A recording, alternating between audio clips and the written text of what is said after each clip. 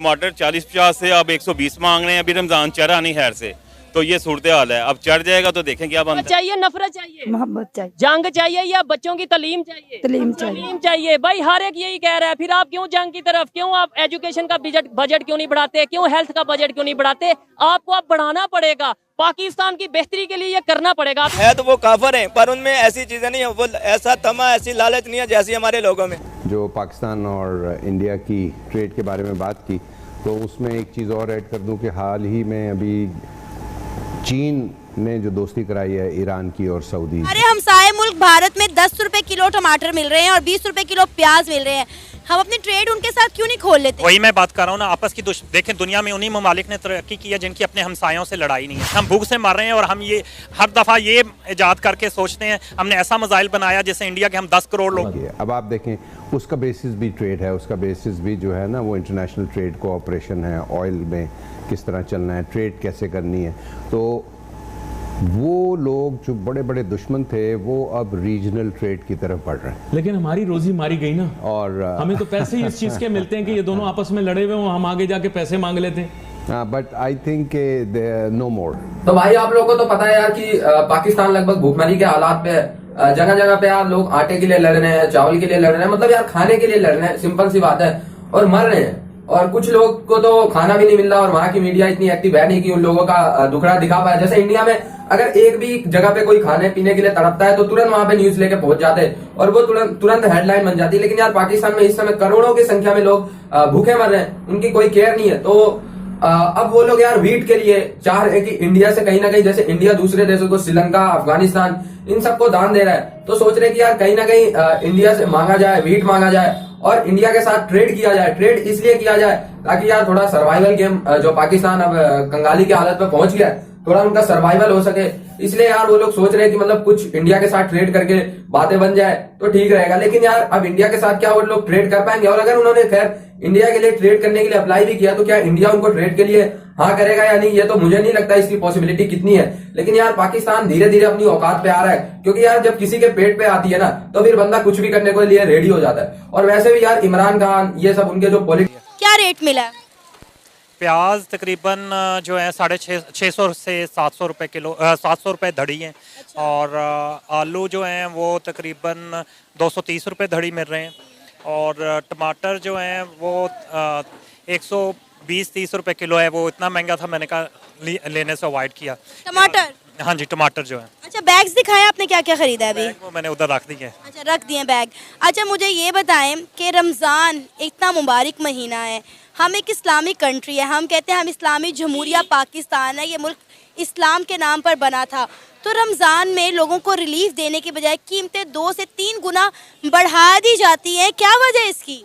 जहाँ तक मेरा ख्याल है कि अगर मैं सही तज्जिया करूँ ना, वैसे उमूमन कीमतें रमज़ान में बढ़ जाती हैं और गवर्नमेंट का चेक और बैलेंस होना चाहिए। लेकिन मेन वजह ये नहीं है कि रमज़ान की वजह से असल में महंगाई जो है ना, अगर आप प्याज़ों का रेट देखें, अगर 5-10 दिन पहले देखें तो इसका मतलब रमज़ान की वजह से नहीं बढ़ा, क्योंकि इससे पहले 1000 रुपीज़ पर जो है आपकी धड़ी थी 5 किलो की। सर, कुछ रेट तो पहले बढ़े हुए थे, लेकिन कुछ ये रमज़ान के आते ही बढ़ा देते हैं कि एक महीने में जितना लूट सकते हैं इनको लूट लें, क्योंकि मुसलमानों ने खजूर भी खानी है, फ्रूट चाट भी बनानी है, घर में दही भल्ले भी बनने हैं और समोसे पकोड़े भी बनने हैं। कि ना उसको डिमांड और सप्लाई को बैलेंस करना गवर्नमेंट का काम है। असल में जब डिमांड बढ़ेगी, हमारे लोग भी बेवकूफ़ हैं, हुकूमत का भी एक है और लोगों का भी यही है। रमज़ान में ज़रूरत से ज़्यादा लोग चीज़ें ले लेते हैं। जैसे अब मुझे लगा टमाटर महंगे हैं तो अभी मैंने नहीं ख़रीदा। अगर हम थोड़ा सा, ये भी एक वजह है कि जब आप इससे गवर्नमेंट कुछ नहीं कर सकती अगर जब तक हम खुद अपनी पॉलिसीज़ ना बनाएं। मिसाल के तौर पर अगर हमें जो चीज़ ज़रूरत है एमरजेंसी, वो हम उस वक्त लें। ये नहीं है कि रमज़ान आ रहा है तो अचानक ही हम सब कुछ लेने लग जाएंगे, तो जाहिर है उसका रेट इस वजह से भी बढ़ेगा कि जाहिर है उसकी मांग बढ़ेगी, पीछे से सप्लाई कम होगी तो उसका रेट बढ़ाना पड़ेगा। तो मेरा जहाँ तक ख्याल है कि आवाम को चाहिए, चाहे चीज़ सस्ती हो या महंगी हो, अपनी ज़रूरत से ज़्यादा उस वक्त ना लें। हमारा हमसाया मुल्क भारत, जिसको हम कहते हैं हमारा दुश्मन मुल्क है, काफर मुल्क है, वहाँ पे पाकिस्तान से 3 गुना ज़्यादा मुसलमान रहते हैं। रमज़ान में उनको बहुत ज़्यादा रिलीफ दिया जाता है। ऑलरेडी वहाँ पे ज़रूरतें अशिया जो हैं वो बड़ी कम कीमतों पर मिलती हैं।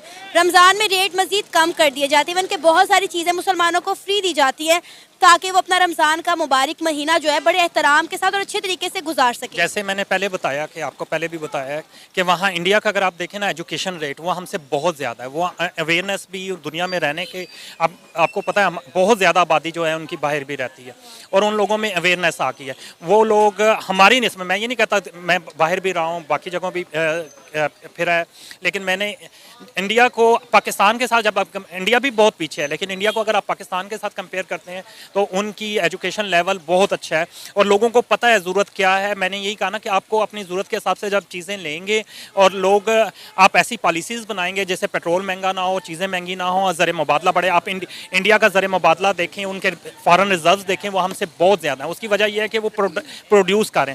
हमारे यहाँ क्या सुई तक हम बाहर से मंगवा रहे हैं। जब तक हमारी प्रोडक्शन नहीं बढ़ेगी, गैर मुल्की कर्ज़ों की बजाय हम अपनी सनत को, क्योंकि गैर मुल्की कर्जा लेंगे तो वो आपको कंडीशन लगाएंगे कि आप बिजली महंगी करें, बिजली महंगी करेंगे तो आपकी कॉस्ट बढ़ेगी तो आपके पास अभी तक कोई ऐसा सिस्टम नहीं है कि आपके लोगों की, आप यहाँ देखिए कितनी गाड़ियाँ हैं, ठीक है।